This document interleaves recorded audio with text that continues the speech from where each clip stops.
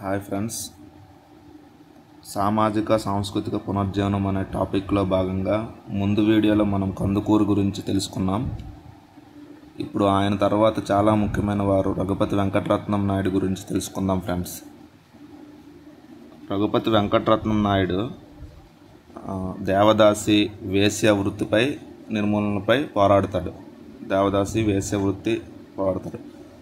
స్త్రీ విద్య, వితంతు పునర్వివాహం అటువంటి వాటిపైన కూడా పోరాడతాడు బ్రహ్మ సమాజంలో భాగంగా. నెక్స్ట్ వచ్చేసి అనాథ శరణాలయాన్ని ఒకటి స్థాపిస్తాడు. ఈ అనాథ శరణాలయాన్నే కరుణాలయం అనే పేరు ఉంటుంది. ఈయన స్థాపించిన అనాథ శరణాలయానికి పేరేంటి అంటే కరుణాలయం. బ్రహ్మ సమాజంలో సభ్యుడు ఈయన. నెక్స్ట్ వచ్చేసి ఈయనకు బ్రహ్మ సమాజంలో చేరడానికి ప్రేరణ అంటే ఇన్స్పిరేషన్ ఎవరు అంటే పండిత శివనాథ శాస్త్రి. పండిత శివనాథ శాస్త్రి అనే వ్యక్తి గుర్తుపెట్టుకోండి ఫ్రెండ్స్. బ్రహ్మ సమాజంలో జాయిన్ అవ్వడానికి రఘుపతి వెంకటరత్నం నాయుడికి ఇన్స్పిరేషన్ ఎవరు అంటే పండిత శివనాథ శాస్త్రి అనే వ్యక్తి. నెక్స్ట్ ఈయన మద్రాసులో ఒక ఉపకులపతిగా మద్రాసు విశ్వవిద్యాలయానికి ఉపకులపతిగా వైస్ ఛాన్సలర్గా ఉన్నప్పుడు భాషావేత్తలకు డాక్టరేట్ డిగ్రీలను కూడా ఇచ్చేవాడు. ఈయనే మొదటగా ప్రవేశపెట్టాడు. ఒక భాషావేత్తకు డాక్టరేట్ డిగ్రీలను ఇవ్వటము ఈయన ద్వారానే ప్రవేశపెట్టడం జరిగింది. నెక్స్ట్ వచ్చేసి ఈయన ఒక వ్యాసాన్ని కూడా ప్రచురిస్తాడు, సోషల్ రిఫార్మ్ అనే ఒక వ్యాసాన్ని. ఇది చాలా ఇంపార్టెంట్ ఫ్రెండ్స్. సోషల్ రిఫార్మ్ అనే ఒక వ్యాసాన్ని రాస్తాడు. నెక్స్ట్ ఈయన కొన్ని స్థాపించిన సంస్థలు ఏంటి అంటే బ్రహ్మస్థాపన మందిరం, నెక్స్ట్ ఆంధ్ర బ్రహ్మధర్మ ప్రచారక నిధి అనే 2 సంస్థలను కూడా స్థాపిస్తాడు. ఇవి బ్రహ్మ సమాజ సిద్ధాంతాలను మొత్తం ప్రచారం చేస్తాయి ఆంధ్ర అంతటా. నెక్స్ట్ వచ్చేసి ఈయన స్థాపించిన కొన్ని పత్రికల కోసం మాట్లాడుకుంటే బ్రహ్మ ప్రకాశిక, ఈ పత్రికలు చాలా ఇంపార్టెంట్ ఫ్రెండ్స్. ఎక్కడైనా వచ్చిన ప్రతిసారి గుర్తుపెట్టుకోండి. బ్రహ్మ ప్రకాశిక, ఫెలో వర్కర్, పీపుల్స్ ఫండ్ అనే ఈ పత్రికలను స్థాపిస్తాడు రఘుపతి వెంకటరత్నం నాయుడు. బ్రహ్మ ప్రకాశిక, ఫెలో వర్కర్, పీపుల్స్ ఫండ్, ఈ 3 పత్రికలు చాలా ఇంపార్టెంట్ ఫ్రెండ్స్. నెక్స్ట్ ఈయన స్థాపించిన ఇంకొక సమాజం ఏంటి అంటే సాంఘిక శుద్ధి సమాజం అనే పేరుతో ఒక సంస్థను స్థాపిస్తాడు. సాంఘిక శుద్ధి సమాజం అనే పేరుతో ఒక సంస్థను స్థాపిస్తాడు. ఏంటి ఈ సమస్య యొక్క ముఖ్య ఉద్దేశం ఏంటి అంటే వేరే మతాల్లోకి మారిపోయిన వారు అంటారు కదా, వారిని మళ్ళీ హిందూ మతంగా కన్వర్ట్ చేయడం సాంఘిక శుద్ధి సమాజం యొక్క మెయిన్. నెక్స్ట్ బ్రహ్మర్షి అనే బిరుదును కూడా పూర్వ విద్యార్థులు ఈయనకి ఇస్తారు. ఈయన వైస్ ఛాన్సలర్గా ఉన్నారు. నెక్స్ట్ ఒకప్పుడు టీచర్ వృత్తి కూడా చేస్తారు కాబట్టి ఈయనకు బ్రహ్మర్షి అనే బిరుదుని ఎవరిచ్చారంటే పూర్వ విద్యార్థులు. అడగచ్చు, బ్రహ్మర్షి అనే బిరుదును ఈయనకి ఎవరిచ్చారు అంటే పూర్వ విద్యార్థులు ఇచ్చారని గుర్తుపెట్టుకోండి ఫ్రెండ్స్. నెక్స్ట్ సర్ నైట్హుడ్ అనే బిరుదుని బ్రిటిష్ వాళ్ళు ఇస్తారు.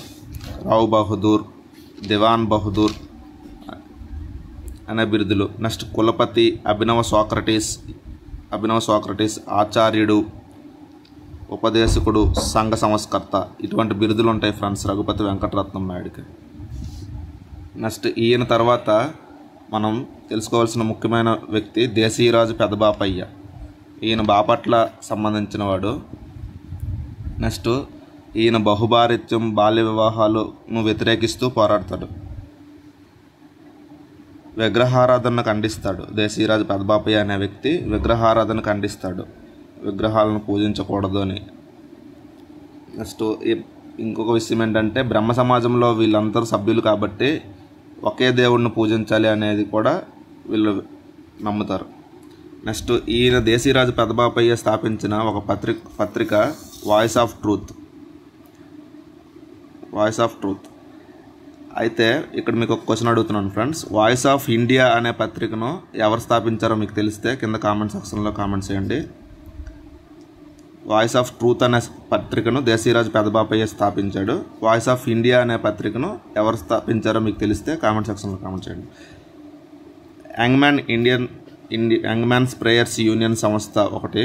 Next temperance social purity association అనే సంస్థలను కూడా దేశీరాజు పెదబాపయ్య అనే అతను స్థాపిస్తాడు. నెక్స్ట్ చాలా ఇంపార్టెంట్ ఫ్రెండ్స్, ఈయన వావిళ్ళ రామస్వామి అనే పర్సను గ్రేట్ ప్రైమర్ అనే ఒక టైప్ను రూపొందిస్తాడు.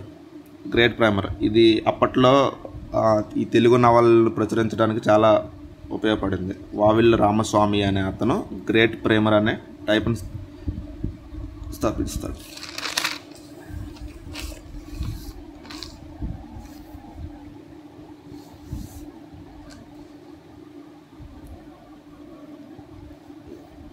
ఇంకా నెక్స్ట్ మనం వచ్చేసరికి వీరేశలింగం అనంతర యుగం గురించి మాట్లాడుకుందాం ఫ్రెండ్స్.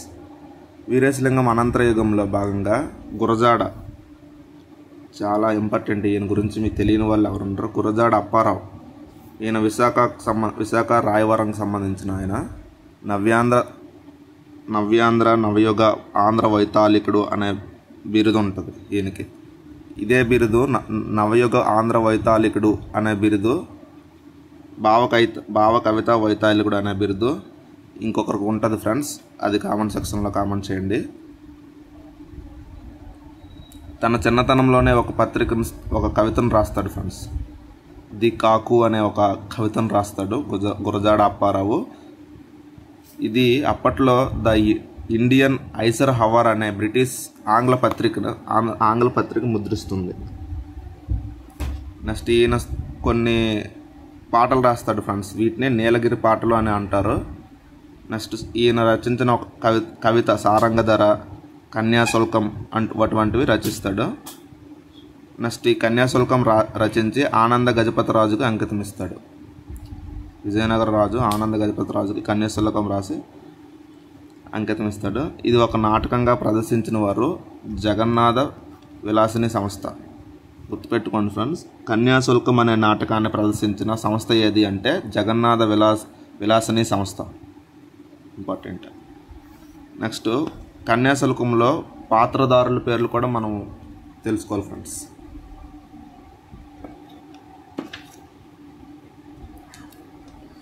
కన్యాశుల్కం నాటకంలో పాత్రధారుల పేర్లు కూడా తెలుసుకోవాలి మనం. ఇందులో ముఖ్యంగా సత్యకాలపు వితంతువుగా బుచ్చమ్మ అనే ఆవిడ, సంస్కార గల వేశ్య మధురవాణి అనే ఆవిడ, ఛందస్సు పండితునుగా అగ్నిహోత్ర అవధానులు, చదువుకున్న వాంచకుడుగా గిరీశం, డాంబికునుగా రామప్ప పంతులు, సంస్కర్తగా సౌజన్యరావు. ఈ 6 పాత్రలు చాలా ఇంపార్టెంట్ ఫ్రెండ్స్. జతపరచడం ఇచ్చినా ఆశ్చర్యపడాల్సిన లేదు. సత్యకాలపు వితంతువుగా బుచ్చమ్మ, సంస్కారపు గల వేసిగా మధురవాణి, ఛందస్సు పండితునిగా అగ్నిహోత్ర అవధానులు, చదువుకున్న వాంచకుడుగా గిరీశం, డాంబికునుగా రామప్ప పంతులు, సంస్కర్తగా సౌజన్యరావు. ఈ 6 పాత్రల పేర్లు గుర్తుపెట్టుకోండి ఫ్రెండ్స్. నెక్స్ట్ ఇది కన్యాశుల్కం అనేది ఈ మహాకావ్యంగా ఆనాడు ఆంధ్ర సాహిత్యంలో శాశ్వత స్థానం పొందిందని ఒక పర్సన్ అని చెప్పారు. కట్టమంచి రామలింగారెడ్డి, అబ్బూరి రామకృష్ణారావు. వీళ్ళిద్దరూ ఈ కన్యాశుల్కం అనే నాటకము ఆనాడు ఆంధ్ర సాహిత్యంలో శాశ్వత స్థానం పొందింది అని వీళ్ళిద్దరు పేర్కొన్నారు ఫ్రెండ్స్. నెక్స్ట్ ఈ గురజాడ రచించిన కొన్నిటి కోసం తెలుసుకుందాం. ముత్యాల సరాలు అనే ఛందస్సును ఒకటి ప్రవేశపెట్టాడు ఫ్రెండ్స్. నెక్స్ట్ ఈయన రాసిన కొన్ని కవితలు దిద్దుబాటు, సంస్కృత ఉదయం, మెటిల్టా, పెద్ద మసీదు, లవణరాజుల కళ, కన్యక. ఇవి మనకి ఈజీగా గుర్తుపెట్టుకోవాలనుకుంటే ఫ్రెండ్స్, వీటితో పాటు ఈయన బ్యాక్గ్రౌండ్ స్టోరీలు కూడా గుర్తుపెట్టుకుంటే మనకి ఈజీ అవుతుంది ఫ్రెండ్స్. ఫర్ ఎగ్జాంపుల్ ముత్యాల సరాలు అనే ఏదైతే నవల ఉందో ఇది ఒక ఛందస్సు. నెక్స్ట్ దిద్దుబాటు అనే నవల ఏదైతే ఉందో ఇది వేశ్యలకు బానిసరైన ఒక తన భర్త తిరిగి మారటాని కోసము కమలి అనే ఆవిడ స్టోరీ. ఇది కమలి అనే ఆవిడ తన భర్త వేశ్యలకు లోనై వ్యసనంగా ఉండడం వల్ల తనలో మార్పును తీసుకొచ్చినందుకు తన స్టోరీ ఇది దిద్దుబాటు అనేసి. తన కాపురం చక్కదిద్దుకున్నట్టు. నెక్స్ట్ సంస్కృత ఉదయం అంటే సరళ అనే ఒక వేశ్య సంస్కరించబడినట్లు దీనిలో స్టోరీ తెలుపుతుంది.